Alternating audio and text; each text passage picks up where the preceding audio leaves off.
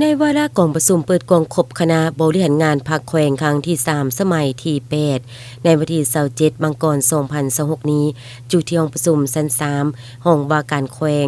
สหายเรือนวิไลจันทรพันธ์ห้องเลขาพรรคแขวงผู้รับผิดชอบเวียกงานการเมืองแนวคิดได้สรุปแต่ละค่าคืนการจะตั้งปฏิบัติเวียกงานของแขวงประจำปี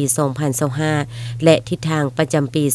2026ด้านเวียกงานการเมืองแนวคิดคณะภาคแต่ละคันได้ถือเอาเวียกงานแนวคิดเป็นกกสอดห้อยเข้าในทุกโครงเขตเวียกงานหันเอาบรรดามติคำสั่งและนิติกรรมต่างๆของภาครัฐจะตั้งเผยแพร่ซึมอย่างเป็นปกติเป็นตนใดซึมมติกรมการเมืองศูนย์กลางภาคเลขที่14/กมสพ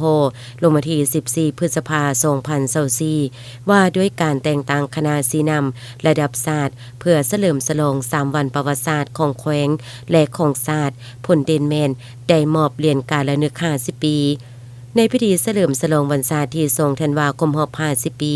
เคียงคู่กับการจะตั้งโฆษณาปาฐกถาวันสำคัญต่างๆของภาครัฐผ่านการจะตั้งปฏิบัติตัวจริงเห็นว่าแนวคิดของสมาชิกพรรคพรรการรัฐกรกำลังประกอบอาวุธและประชาชนบรรดาเผ่าภายในแขวงยังมีความอุ่นเอียนทุนเที่ยงและรักษาได้ความเชื่อมั่นต่อการนำพาของภาครัฐเอาใจใส่ศึกษาพรมการเมืองแนวคิดเวียกงานป้องกันศาสตร์ป้องกันความสงบทั่วปวงชนรอบด้านของพรรคให้ทั่วสังคมได้รู้เข้าใจและเข้าร่วมในการจะตั้งปฏิบัติอย่างเป็นเจ้าการตั้งหน้าปรับปรุงและก่อสร้างกำลัง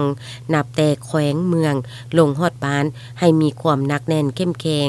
สามารถสร้างบ้านป้องกันศาสตร์เข้มแข็งได้ห้อยส้นห้อยและหับใบยั่งยืนห้อยส้นห้อยประกาศสร้างบ้านป้องกันความสงบดีห้อยส้นห้อยและได้หับใบยั่งยืน